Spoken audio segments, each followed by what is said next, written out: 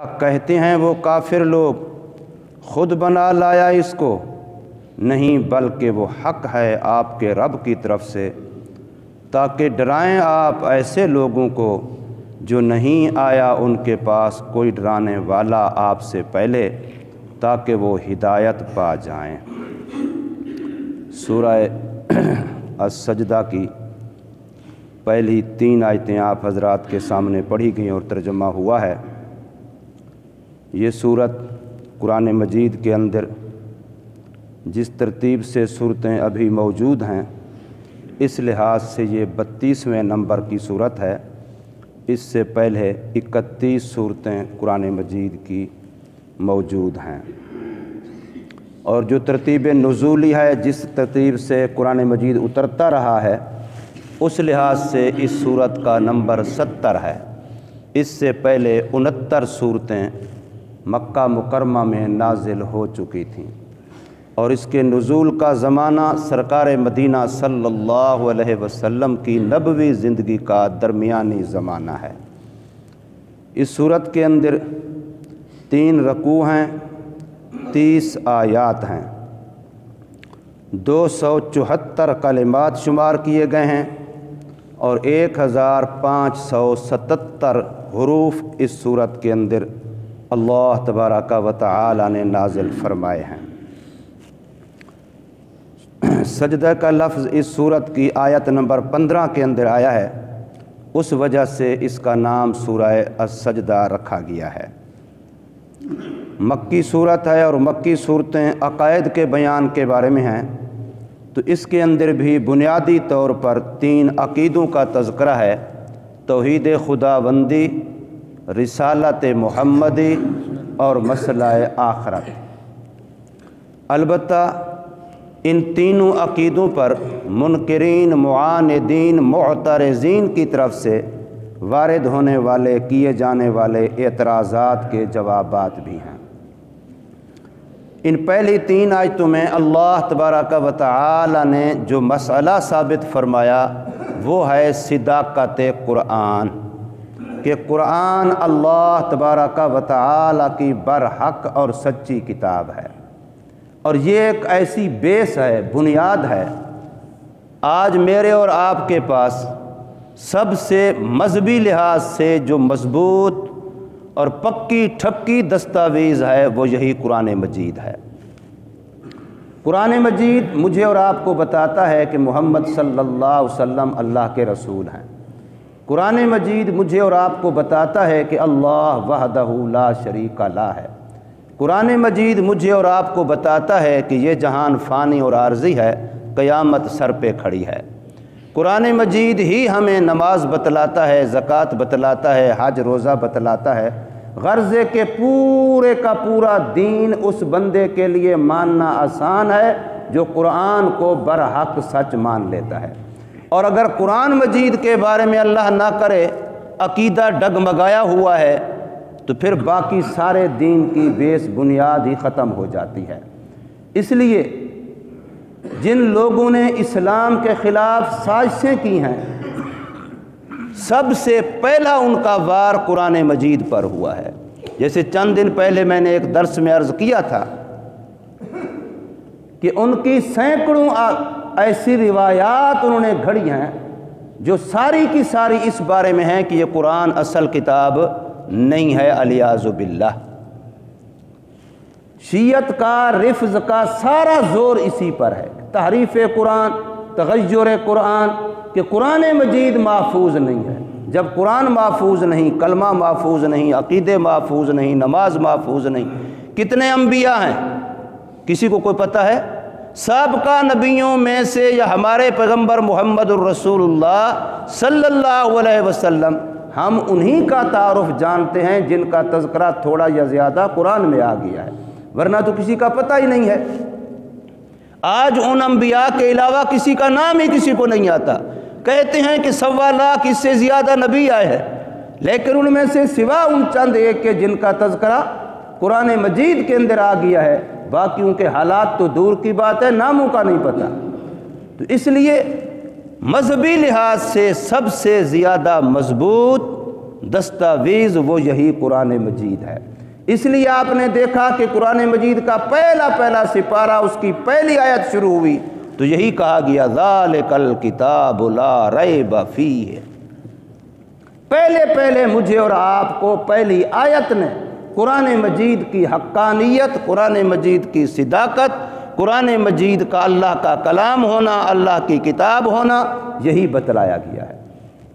اس وقت جو منکرین کافرین تھے حضور صلی اللہ علیہ وسلم کے زمانہ میں، ان کا انکار بھی اسی بات کا تھا کہ جو یہ کلام پڑھتا ہے یہ کلام جادو ہے، جو یہ باتیں کرتا ہے یہ باتیں ٹھیک نہیں، اساطیر الاولین۔ مختلف قسم کے اعتراضات۔ وہی لوگ جو حضور صلی اللہ علیہ وسلم کو باقی ہر لحاظ سے صادق اور امین کہتے ہیں، لیکن جب قرآن مجید سناتے ہیں تو الیاذ باللہ وہی لوگ کذاب کہتے ہیں۔ ورنہ تو وہ خود کہہ رہے ہیں کہ صادق و امین ہے، 40 سال کے اندر بھی ایک بات بھی ادنا سے بھی جھوٹ کی وہ ثابت نہیں کر سکے، لیکن جب قرآن سناتے ہیں محمد کریم صلی اللہ علیہ وسلم پھر کہتے نہیں یہ جھوٹ ہے، الیاذ باللہ۔ تو اس لیے یہاں پر بھی اللہ تبارک و تعالی نے اسی مسئلے کو ثابت کیا، اور یہ مسئلہ امت کی وحدت ہے، یاد رکھیے۔ امت کے اندر سب سے بڑا نقصان بٹوارے کا ہے۔ یہ جو ٹکڑے ٹکڑے ہم لوگ ہوئے ہیں، اصل امت کا سانحہ یہی ہے۔ حضرت شیخ الہند رحمہ اللہ تعالی جب مالٹے کی جیل میں رہے، واپس تشریف لائے تو آپ نے جو پہلا درس ارشاد فرمایا کہ میں نے وہاں کئی سال جیل میں رہ کر کے غور کیا ہے تو امت کا انحطاط زوال دو چیزوں میں ہے، ایک یہ گروہ بندی، بٹوارا، تقسیم در تقسیم، اور دوسرا فرمایا قرآن سے دوری۔ بعد میں حضرت مولانا اشرف علی تھانوی رحمہ اللہ اور مفتی عمر شفیع صاحب رحمہ اللہ، ان دونوں حضرات نے فرمایا یہ جو دو باتیں ہیں اصل میں یہ ایک ہی بات ہے۔ فرقہ واریت، ٹکڑے تفرقہ امت ہوتی تب ہے جب امت قرآن سے دور ہوتی ہے، ورنہ قرآن کے قریب جب آئیں گے تو یہ نقطہ وحدت ہے۔ عجیب سی بات اگلے دن مولانا طارق جمیل سے فرما رہے تھے کہ آپ نے کہیں دیکھا کوئی لکھا ہوا ہو دیوبندی کریانہ store, Deobandi general store, Barelvi general store, Ahl Hadith general store? کبھی نہیں دیکھیں گے۔ کیوں؟ ان کو پتہ ہے یوں لکھیں گے تو گاہک کم پڑ جائیں گے، دکان کا نقصان ہوگا، لیکن مسجد ہوگی تو وہاں لکھا ہوگا اہل حدیث کا بھی، دیوبندی کا بھی، بریلوی کا بھی۔ اس کا مطلب ہے مذہب کا نقصان ہو تو ہوتا رہے، میری دکان کاروبار کا نقصان نہ ہو۔ کاروبار کے لیے تو کوئی نہیں لکھتا اپنی دکان کے دروازے پر، وہاں تو پتہ ہے کہ گاہک کم ہو جائیں گے، لہذا چند ٹکے کم ہو جائیں گے، وہ تو نقصان نظر آتا ہے۔ لیکن دین کے لحاظ سے چند دن پہلے آپ نے سنا ہوگا انڈیا میں مسئلہ پیش آیا، ایک دیوبندی مولوی نے نکاح پڑھایا، وہ نکاح والے مرد عورت بریلوی تھے، بعد میں ان کا ایک مولوی کھڑا ہو گیا، اس نے باقاعدہ فتویٰ دیا یہ نکاح بھی نہیں ہوا، اور جتنے لوگ اس نکاح میں شریک تھے ان سب کے بھی نکاح ٹوٹ گئے، سب نکاح دوبارہ، الیاذ باللہ۔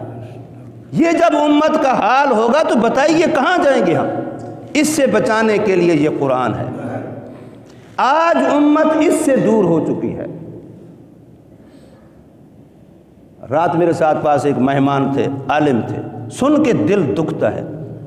ایک مہینہ ایک مسجد میں ساتھی گیا، چلے پر اس کی جگہ پر امامت کر کے آ رہے تھے، تو بتانے لگے کہ جس مسجد میں میں نے امامت کی ہے وہ ہمارے جماعت والوں کی ہے، تبلیغ والوں کی ہے۔ اتنی بڑی مسجد، پورے گاؤں کی ایک ہی مسجد تھی، انہوں نے اپنا کام چلایا، جوڑ والا جوڑ بھی صاحب کا توڑ بن جاتا ہے، دیوبندی نام، انہوں نے ایک فرقے نے الگ مسجد بنائی، اہل حدیثوں نے، بریلوی نے الگ بنائی، انہوں نے مسجد تقسیم کر کے باقاعدہ اسی کے اندر دیوار کھڑی کر دی۔ ادھر درس قرآن ختم کرتا میں، ادھر ساتھ کتاب لے کے بیٹھ جاتے، بیٹھو تعلیم اب ہوگی، انا للہ و انا الیہ راجعون۔ قرآن کی تعلیم تھوڑی ہے، عجیب سی بات ہو گئی ہے ہمارے اندر۔ ہم نے یہ سمجھا کہ اگر میں تبلیغی ہوں تو دین بس اسی کا نام ہے، اگر میں مدرسے والا ہوں دین بس اسی کا نام ہے، اگر میں فلاں والا ہوں بس دین اسی کا نام ہے۔ یعنی جو نزلہ ہم نے توڑا وہ دین پر ہی توڑا ہے، ہمارا جو وار چلا ہے وہ دین پر ہی چلا ہے۔ اپنی دنیا کے بارے میں ہم سمجھدار ہیں۔ ایک ڈاکٹر اس گاؤں میں آ جائے اس ڈاکٹر سے بغیر جھجک کے ہر بندہ علاج کرائے گا. کوئی نہیں پوچھے گا اسے تو دیوبندی ہے، تو بریلوی ہے، تو اہل حدیث ہے، کوئی بھی. ہمیں کیا ہے، ہم نے علاج کرانا ہے. وہ 2 سالوں کے بعد وہ اپنا ہسپتال بنا لے گا. اور اگر ایک مولوی آ جائے تو وہ دیکھیں گے اچھا یہ دیوبندیوں کا ہے، چلو پھر ہم اس سے مسئلے نہیں پوچھتے. یہ اہل حدیثوں کا ہے، اچھا ہم اس سے مسئلے نہیں پوچھتے. ڈاکٹر سب کا ایک ہو سکتا ہے، عالم دین سب کا ایک نہیں ہو سکتا. تو بتائیے امت کے لیے اس سے بڑا سانحہ اور کیا ہوگا؟ یہ ہماری کمزوری کی وجہ ہے. اس لیے ہم قرآن سے دور ہیں تو فرقوں کا شکار ہیں، تفرقوں کا شکار ہیں، ٹوٹ پھوٹ کا شکار ہیں، کمزوری کا شکار ہیں. تو اللہ پاک ہمیں یہ نقطہ وحدت دیتے ہیں کہ تنزیل الکتاب لا ریب فیہ من رب العالمین. یہ کتاب اس رب العالمین کی طرف سے اتری ہوئی ہے اور اس میں کوئی شک اور شبہ نہیں ہے. اور فرمایا ام یقولون افتراہ، یہ کافر لوگ منکرین معاندین یہ کہتے ہیں خود بنا کے لایا اس کو. نہیں نہیں نہیں نہیں، بل هو الحق، بلکہ وہ حق ہے من رب کا، آپ کے رب کی طرف سے ہے. کیوں آئی ہے؟